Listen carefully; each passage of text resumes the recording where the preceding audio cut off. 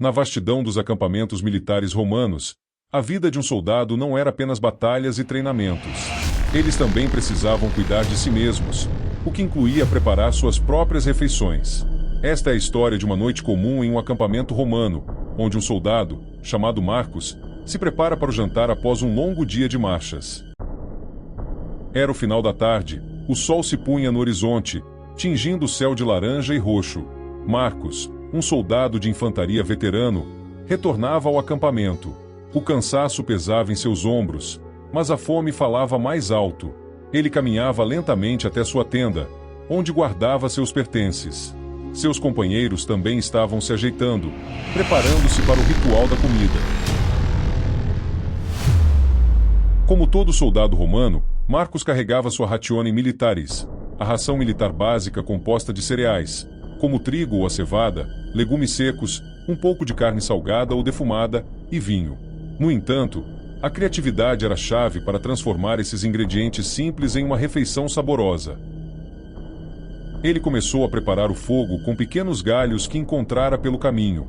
Enquanto as chamas cresciam, Marcos pegou um mortarium, uma espécie de tigela de pedra usada para moer alimentos, e começou a triturar os grãos de trigo até que se transformassem em uma espécie de farinha grosseira. Com a farinha pronta, ele misturou com água e um pouco de sal, criando uma massa que ele moldou em pequenos pães achatados, conhecidos como panes militares. Enquanto os pães assavam nas brasas, Marcos cortou um pedaço de carne salgada e colocou para cozinhar em uma panela de ferro, junto com um pouco de lentilhas que havia guardado. Enquanto a carne fervia, ele misturou o restante do vinho que tinha com água. Era prática comum dos romanos diluir o vinho, para evitar embriaguez. O aroma da carne começava a preencher o ar, e o pão já dourava nas brasas. Marcos sabia que seu jantar estava quase pronto. Assim que tudo ficou pronto, ele retirou os pães das brasas e a carne da panela. Sentado em uma pedra, com sua refeição simples, mas nutritiva, Marcos olhava o horizonte. O jantar era uma pausa merecida depois de um dia exaustivo. O pão crocante, a carne salgada e as lentilhas cozidas formavam um combustível perfeito para enfrentar mais um dia na vida dura de um soldado romano. Enquanto comia, ele lembrava-se da família em Roma, das refeições mais ricas que costumava ter, mas também de como, nas marchas, uma refeição simples como aquela se tornava um banquete. Como um soldado romano se preparavam para a batalha.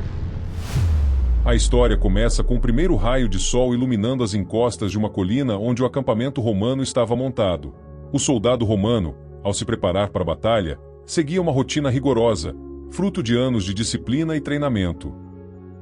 Primeiro, ele vestia sua túnica de linho, ajustando-a cuidadosamente para não atrapalhar seus movimentos. Sobre ela, colocava a lorica segmentata, a famosa armadura de placas de metal que protegia seu tronco, ajustando as tiras de couro para mantê-la firme. Em seguida, amarrava sandálias de couro, ou caligae, com solas cravejadas de pregos, que o ajudariam a marchar longas distâncias e a ter firmeza no combate. O capacete, ou galha, era a próxima peça essencial. Ele o colocava na cabeça com cuidado, sabendo que aquela proteção poderia ser a diferença entre a vida e a morte.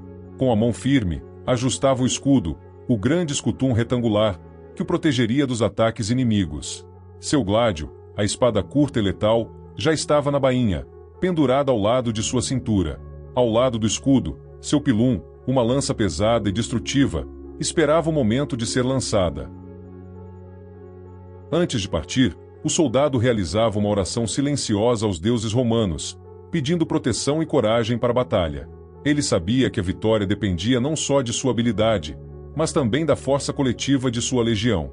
Ao som das trombetas, ele se juntava à formação, um entre muitos, prontos para marchar e lutar pelo império. Essa era a preparação de um soldado romano para a batalha, disciplinada, metódica e sempre pronta para enfrentar o desconhecido.